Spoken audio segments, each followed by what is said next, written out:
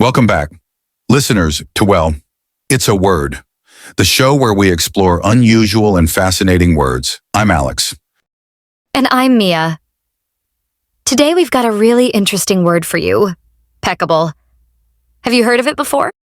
I have to admit, I hadn't, but when I looked it up, I thought, why aren't we using this word more often? Exactly. It's such a simple yet profound word. Let's not keep everyone guessing. Peccable means capable of sinning or liable to make mistakes.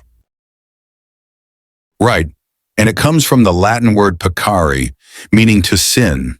You might recognize the root from words like peccadillo or impeccable. Oh, impeccable.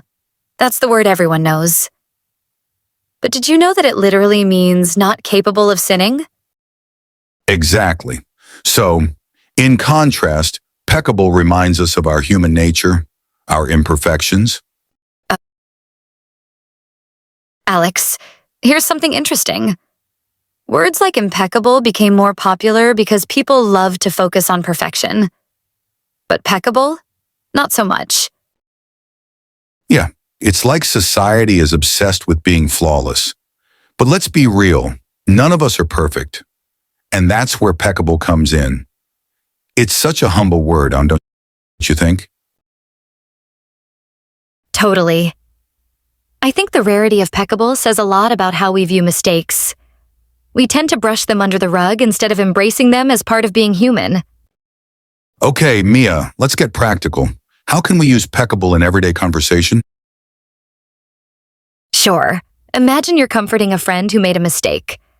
You could say, "Hey, don't stress about it. We're all peccable." Nice. Or how about when you're admitting a mistake? Like, I forgot the meeting today. Just another peccable moment for me. Exactly. It's a great way to acknowledge imperfection without beating yourself up. I love that it adds a touch of elegance to talking about flaws. It's so much better than just saying, oops, my bad. You know, peccable has some cool relatives too, like peccadillo. Oh, yeah. A peccadillo is a small fault or sin, something that's not a big deal. Right.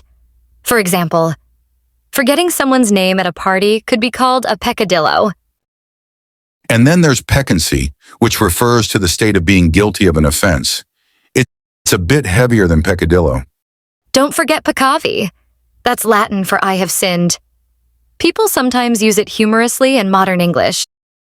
I might start using peccave the next time I eat the last slice of pizza without telling anyone. Ha! Perfect example of a peccable moment. So, why should we care about a word like peccable? Well, it's a reminder that it's okay to be imperfect. Mistakes are part of life, and acknowledging them can be empowering. Absolutely. And using a word like peccable can even make those moments of self-reflection a bit more thoughtful and graceful. It's also a great way to expand your vocabulary. Imagine dropping this word in a conversation and impressing your friends. Exactly. Plus, it makes you sound smart without being pretentious. Well, that's all the time we have for today's episode of, It's a Word. We hope you enjoyed our deep dive into the word peccable. Don't forget to embrace your peccable side. It's what makes you human. Until next time, remember, every word has a story, and every story connects us. Bye for now.